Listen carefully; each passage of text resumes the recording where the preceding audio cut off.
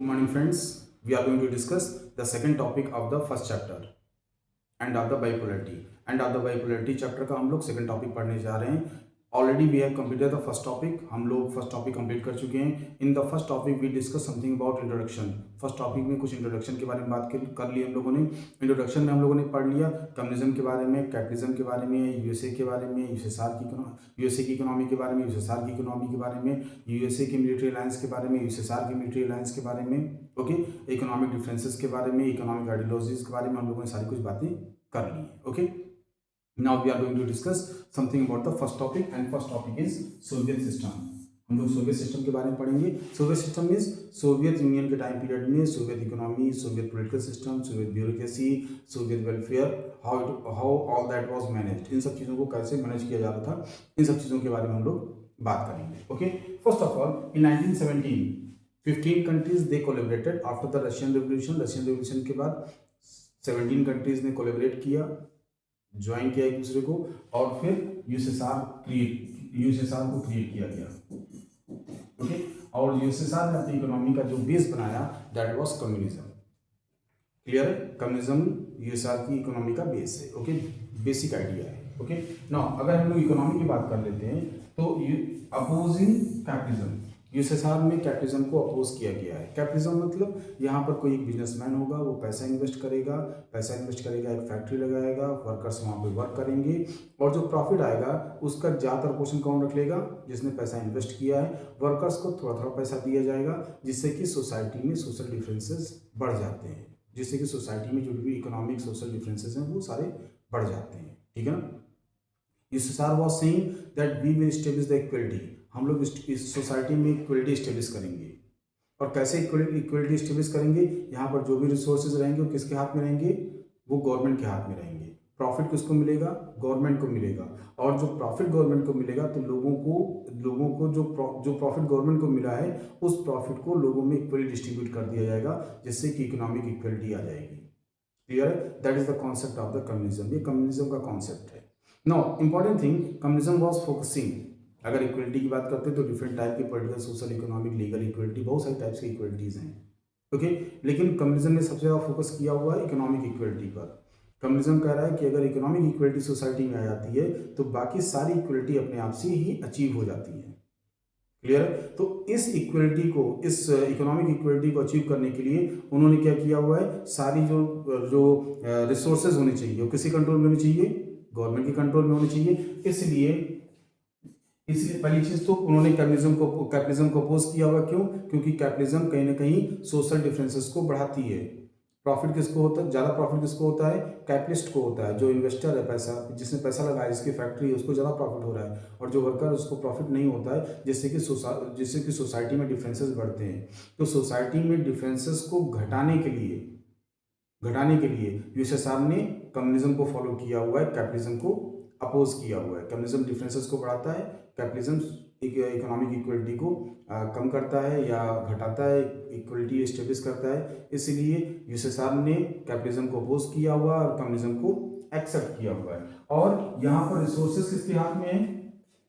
Resources under the control of the government. यहाँ पर जो भी रिसोर्सेज है वो गवर्नमेंट के कंट्रोल में है। प्रॉफिट किसको मिलेगा? गवर्नमेंट को मिलेगा, और गवर्नमेंट उस प्रॉफिट को लोगों को इक्वली डिस्ट्रीब्यूट कर देगी। Now next, beside that they just implemented the planning of economy, they just implemented the plan economic system. उन्होंने अपनी इकोनॉमी को प्लान किया हुआ। कैसे?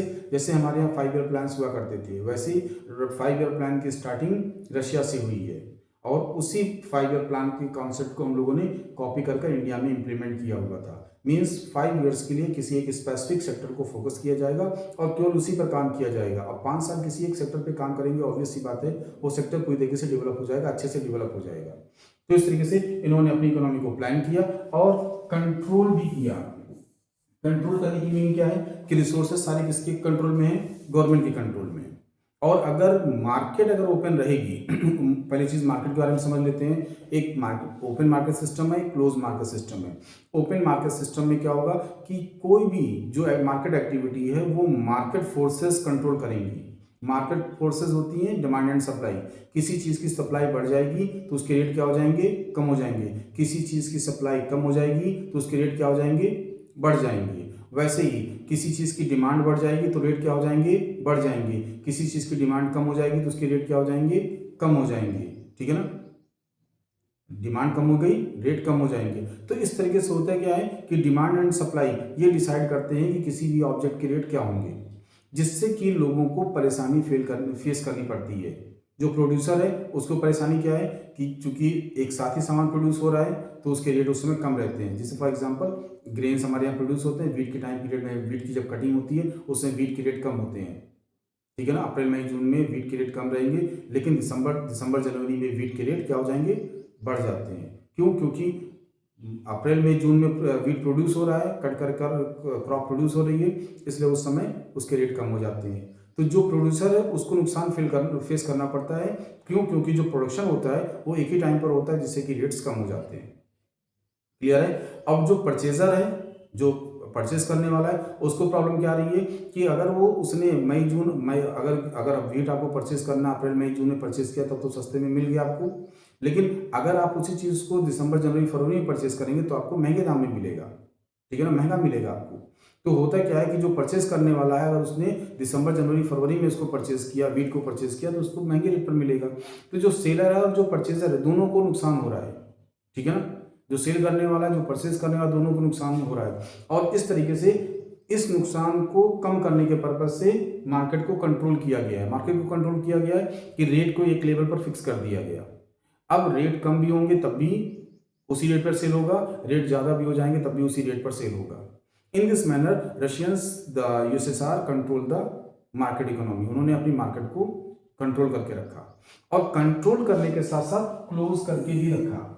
क्लोज करके रखा क्यों, क्योंकि अगर होता क्या है कि आपने अपनी मार्केट को कंट्रोल करके रखा हुआ है, आप आपने होता क्या है कि किसी एक मीन्स अपने घर की चीज़ों को अच्छे से मैनेज करके रखा हुआ है, उसमें होता नहीं अपने भाई बहन है चूंकि तो उनको कोई चीज़ सामान फ्री में दे रहे हैं।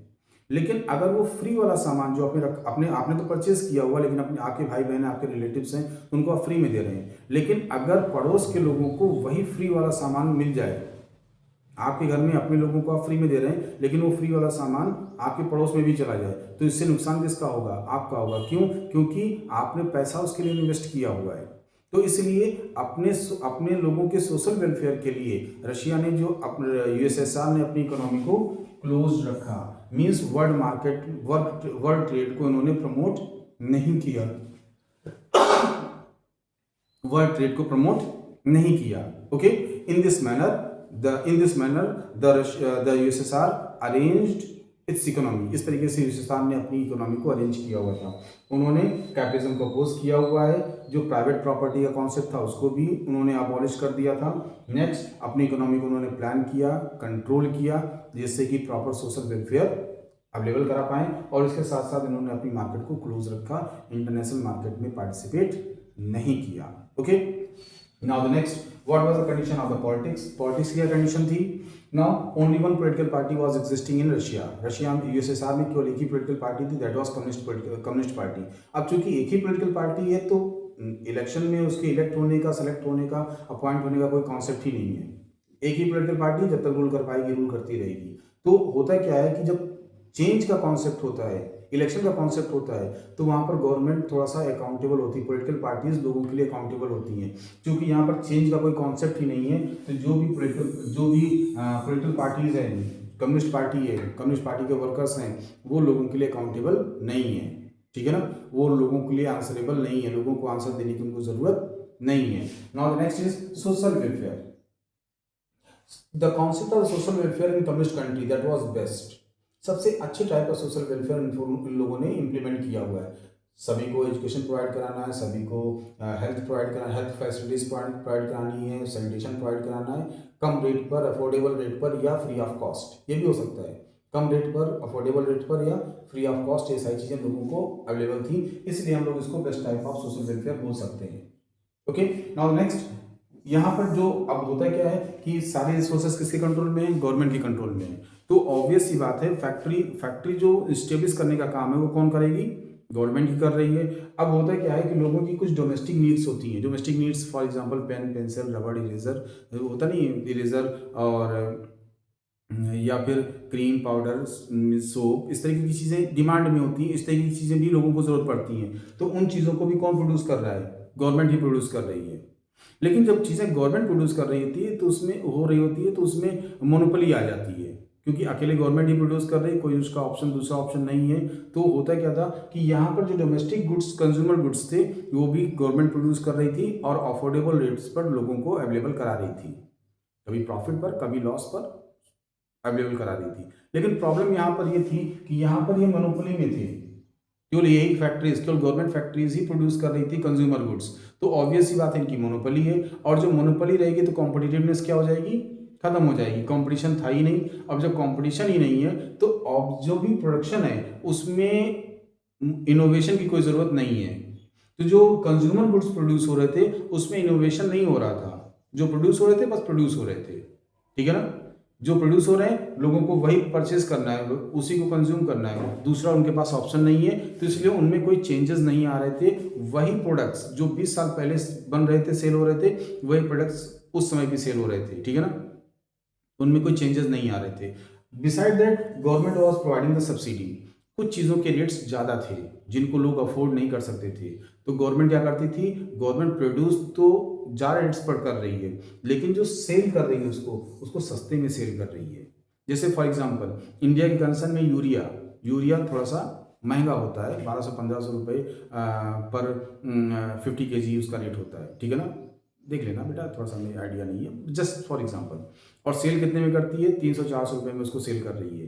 तो गवर्नमेंट क्या करती है? गवर्नमेंट को ये पता है कि अगर यूरिया वो महंगे रेट पर सेल करेगी, जिस रेट पर परचेज कर रही है उसी रेट पर सेल करेगी, तो जो जो पेजेंट्स हैं उसको अरेंज नहीं कर पाएंगे, किसान उसको अरेंज नहीं कर पाएगा, परचेज नहीं कर पाएगा, प्रोडक्टिविटी गिर जाएगी, कम हो जाएगी। इसलिए गवर्नमेंट क्या करती है? सस्ते रेट पर उसको लोगों को प्रोवाइड करा देती है, जिससे कि सारे किसान उसको अफोर्ड कर पाएँ, जिससे कि प्रोडक्टिविटी प्रॉपर हो पाए।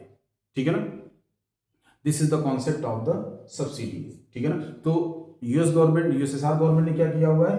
अपने लोगों को सब्सिडी भी प्रोवाइड कराई हुई है, जिससे कि जो कंज्यूमर गुड्स वो उनके जो कंज्यूमर गुड्स लोगों के लिए अफोर्डेबल नहीं है, कॉस्टली है, उनको सस्ते रेट पर गवर्नमेंट उनको अवेलेबल करा देती थी, जिससे कि उनको कोई परेशानी न होने पाए। इसके साथ साथ कुछ प्रॉब्लम्स भी थी यूएसएसआर में।